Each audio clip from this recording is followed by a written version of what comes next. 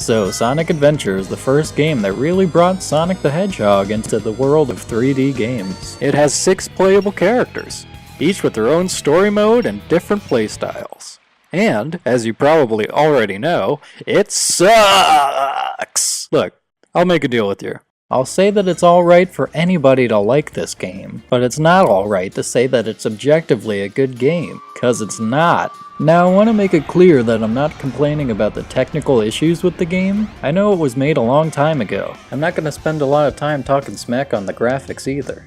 I love polygons, I grew up with the N64, and I'm sure water reflections are really hard to get right. But mostly I find these graphics charming, like a rubber suit monster in an old movie. And I know the cutscenes are ridiculous too. Wario World for the GameCube also has this bizarre issue. Incidentally, this game also sucks. And I know the game has a lot of glitches, but coding is really hard to do, and it's okay for people to make mistakes sometimes. Pretty much every game has its own problems. And when something unexpected happens, to jump to the conclusion that it's because of a glitch, it doesn't seem fair to me. What I'm talking about is the design of the levels and the gameplay, what they did with the characters, and what they did with the world, and how I don't think it lives up to the potential that this game had, or the reputation that it has for being one of the best Sonic games. The original Sonic games are side-scrollers, usually going from left to right. They had a start point and an end point, and pretty much anything could happen in between. So when 3D games started becoming more popular, of course Sonic had to have one too. But making a jump from a 2D platformer to a 3D platformer is hard. So I'm going to use an example of one of the first games to be adapted into 3D, Super Mario 64. Old Sonic and old Mario games are pretty similar. You're going from point A to point B. It's basically a straight line because those are the limitations of a two-dimensional world. But when you take a world like that and bring it into the third dimension, now your character can move in infinite directions. When Miyamoto, the creator of Mario, realized that the gameplay of going from point A to point B in a straight line wasn't taking advantage of the possibilities of a 3D environment, he decided to change up the game. He took the idea of a flagpole as the end of a level, and he changed it into a Power Star. Each Power Star requires you to complete a specific task for you to get it. You might have to fight a boss, you might have to win a race, you might have to fly through the air, or collect a bunch of coins. So now, instead of getting from one place to the other to finish the level, he can give you any kind of crazy adventure he can think of. Every time you finish one of those adventures successfully, you get a little further in the game. See, Mario 64 was different. Yeah, the princess was still captured, but you couldn't just run towards her this time. The princess was hidden somewhere in the castle. Sure, you have to do a bunch of different weird things, but everything that you did brought you a little bit closer to beating Bowser. So the whole game is designed around exploring levels and finding new and fun ways to get Power Stars. They made a game out of it. This was super creative, and it was extra special because this is one of the first 3D games that anybody ever played. Also, there's 150 stars in the game, but you only need to get 50 to beat the final boss. So if you're trying to do something and it's too hard, you don't even gotta do it. See, if the formula doesn't work, it gets changed. No one complains about how Mario 64 isn't like old Mario games, because it just felt like the next logical step in the series. Now what Sonic did was different. They took the old style of a level from point A to point B, and they did this. Oh, throw a loop in there. Ah, there, perfect. Now since you can go anywhere you want in 3D, you can design the levels in a pretty much infinite number of ways. So there's nothing necessarily wrong with this idea. In fact, the level design in Super Mario 3D Land and Super Mario 3D World use a similar type of design. But there is something off about this, isn't there? I feel like the developers of Sonic Adventure also wanted to do more with the 3D environment. So, they made Sonic do a million different things. Sometimes it's a snowboarding game, sometimes it's a rail shooter, sometimes it's a fishing game, sometimes it's a robot game, and other times it's a game of hot and cold where the entire world is screaming at you, and other times it's like walking around in an open world hub that doesn't complement the story or levels at all, and is only in the game because Mario 64 had a hub. But this Sonic game was different too, because it's the first Sonic game to really have a complicated story integrated into the game. But I'm getting ahead of myself. So let's talk a little about Sonic's moveset. Sonic's signature attack of rolling up into a ball and blasting off uncontrollably has returned stronger than ever, except now there are countless ways that it can be an ineffective attack and get you killed senselessly. You can use this move to launch yourself through the air and bounce around all over the place, but I don't think there's one level in this game, or even one area, that's specifically designed for you to use this attack. There's the bowling, of course, but that restrains you a great deal, and the results don't really have anything to do with how far you progress in the level. See, in pretty much every Mario game to date, he's gotten some kind of power-up that lets him shoot fireballs. But the idea of throwing fireballs in 3D didn't work because it'd be way too hard to aim, and it didn't really complement the new exploratory game style. So instead they gave him a punch, and the sliding attack. But most of all, they kept the idea of him jumping on enemies. They also gave Mario a bunch of fancy new jumps. The backflip, the long jump, the double and triple jump, and even the side jump. These extra jump moves help Mario traverses new environments. Sure, there's moves he doesn't need, but you don't need them, and you gotta press like a weird combination of Z and B to activate them anyway, so they don't really get in the way. At some point they must have realized that Sonic had trouble aiming too, so they gave him a new attack that directly homed into enemies without having to aim. You can also use the attack from a standstill to start building up momentum in your run. And you can use this attack multiple times to access other areas, but only if there's a line of enemies that lead that way. It's a pretty good idea, but like I said, the homing attack gives you a speed boost even when you use it from a standstill. That, coupled with Sonic's momentum, makes landing after this attack a little clumsy and imprecise, but it's still a good idea for an attack. My issue with this is that it uses the jump button, when it should really use the attack button instead. See, when you press the jump button twice in a row, you activate the homing attack. But why the jump button? Because it uses the jump button, the homing attack is associated in your head with jumping. It makes you want to do it every time you jump, because otherwise you feel like you're moving slow. This kind of puts it in your mind that the homing attack also doubles as a jump aid. Now, a jump aid in a platforming game shouldn't make it harder for you to land. Double jumps are usually used to improve the way a character jumps. I don't know, Sonic's homing attack doesn't ruin the entire game, but it just seems strange to me. You know what I mean? And the move Lightspeed Whatever lets you follow a trail of rings. But they have to be in a line also. For the life of me, I can only find 3 places where you use the line of rings to progress through the game. Here, I'll show them to you right now. The first trail of rings is to get an upgrade, to cut the charge time of the Lightspeed Dash in half, so you don't have to wait as long to use it. But there's only 2 other places in the game where you have to use it. And there's a line of rings here in Red Canyon, and I'm pretty sure you can go around this gap without losing any time at all. And the last one is right here in the Mystic Ruins. That's it. I honestly can't find any other place in the game where you can use this ability for a shortcut or even normal progression. Look at this one part in Twinkle Park. You press the button and a line of rings appears. So you start charging up your spin dash. You let go of the button and you blast through the rings. And you realize that, like, oh, you could have just walked. You wouldn't have to stop awkwardly for no reason, and then have to reorient yourself because you lost control of the character for a second. And don't even get me started on the light attack. It doesn't even work half the time. You only really need to use it in one point in the game, to destroy this monkey in a cage right after you get it. After that, it's never required again. I don't understand the idea of giving Sonic an extra attack. It doesn't do any more damage than the homing attack, and it's much more difficult to control, because you completely lose control of Sonic as soon as he does the attack.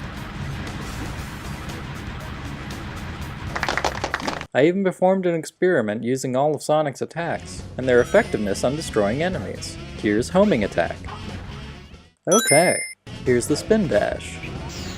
Alright then, well, got him. Here's the Lightspeed attack.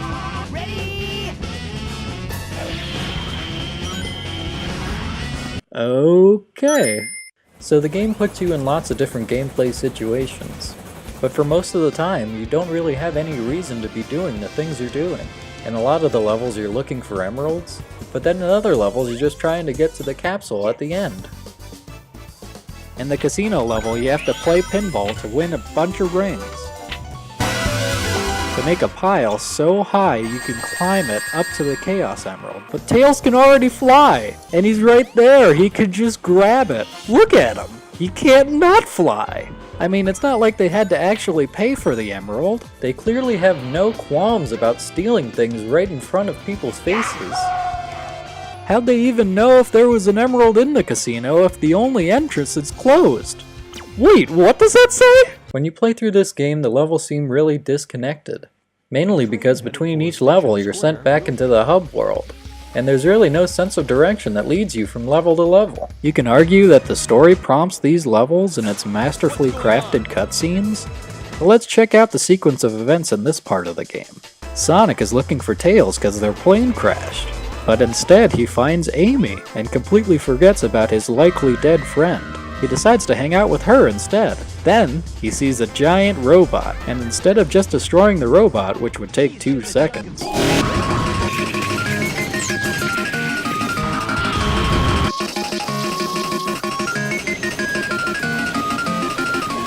he and Amy go into a theme park together, leaving a dangerous robot free to roam the city unchecked. And even though they go through the same door and are trying to escape together, Amy has to run from a deadly robot for 2 minutes. While Sonic gets to play on bumper cars, ride a roller coaster, go bowling with himself, swim in a pool, destroy several other robots that are not threatening anyone, and walk around in a castle, leaving her behind. And it takes 4.5 minutes. And then he gets out and is all, "Ah, shit! What could have possibly happened to Amy?" Then, with no leads on where the robot is, Sonic finds a card in the middle of the street, brings it to a building he's never been in before, and takes the elevator to the top floor. And then he runs along rooftops across the skyline of a city in the middle of the night. "Sonic, what are you doing? The robot's getting away!" "I don't need to worry about that. I want to go run along the rooftops in the middle of the night. See you later." I'm responsible. Are you telling me it takes 5 minutes for Sonic to get across the entire city skyline, but it takes the robot 5 minutes to get from here in front of Twinkle Park to here in the train station? Why is this level here? But I'm not just complaining that the story makes no sense. Everybody knows that. Or at least they should. My main point with this is that there doesn't need to be a hub world in between these levels. It breaks up the game into chunks where you're lost and you don't know where to go next. And it completely disconnects you from whatever you were just doing. It gives no prompt to where you need to go next, unless you talk to Navi, the fairy from Ocarina of Time. See, the fact that they had to put this Navi character here, and you keep coming back to the same place in order for her to tell you what to do, means you can't figure out what to do on your own, because the world has no sense of direction. The hub world is only in the game because Mario 64 had a hub world. In Mario 64, the castle wasn't a chore to go around, and no one tells you where to go, because exploring the castle is just like exploring the levels. You walk around, find secrets, there's a slide! And you love it. Castle's great. I'll prove it. Right now there's a Kickstarter going on to build a life-sized replica of Peach's castle in Ireland. They're recreating all the paintings and the rooms, and there's no Kickstarter. I'm a liar. But for a second, did you get excited? Because I got myself excited just lying about it. The castle is an awesome place to explore. Going into the rooms, seeing all the paintings, going up to the roof to meet Yoshi? You want to be there. I want to be there. Now, if I told you there was a Kickstarter that was making the life-scale model of the Mystic Ruins, it was just a big open field, or Station Square, this is just a city. Why the hell can you go into Tails' vacant workshop? There's nothing ever in here. Like, later there's a plane in here, but it's not in there when you walk in. It's only in there in the cutscene. These are just shitty places. I don't want to go to them. If your world isn't fun and interesting, then it's not good to have in a video game. I hate this jungle too, but I'll talk more about it when I get to Knuckles. All that being said, the story and the hub world aren't enough to completely ruin the game, because the game has to be about gameplay. And honestly, the design of Sonic's action stages is okay, because it's a linear path, and it's hard to fuck up a line. But there are so many parts in this game where you don't have to press any buttons or directions, and you get on just fine. And the entirety of Sky Chase Act 1 is one of those times. You don't have to do anything. They don't even aim for you. They don't aim at the ship at all. They always shoot the same place, no matter how many times you play it or where you are on the screen. The majority of Sky Chase Act 2 is the same way. The only time you have to move is to shoot Eggman's ship at the very end. When you're snowboarding as Sonic, you're trying to avoid an avalanche. But if you don't move, you still go downhill because of gravity. And the avalanche doesn't catch you. You don't have to press anything. So there's no tension coming from the avalanche because it's not actually a threat.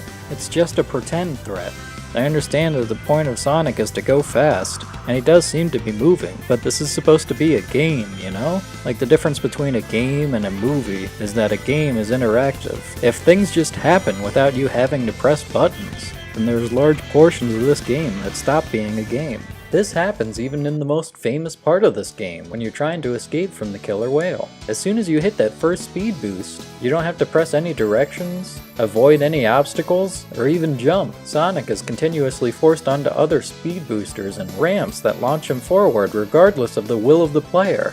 You can even see Sonic slowing down a bit in between boosters, because the game isn't accepting any input. There's always these parts where you're going so fast that you can't control it, and it doesn't expect you to, until you get to the end of a loop or something, and something's waiting there to take your rings. Hold up or you die! Whatever you do, don't hold up! And it's okay to ask different things from the player. Actually, it's preferable.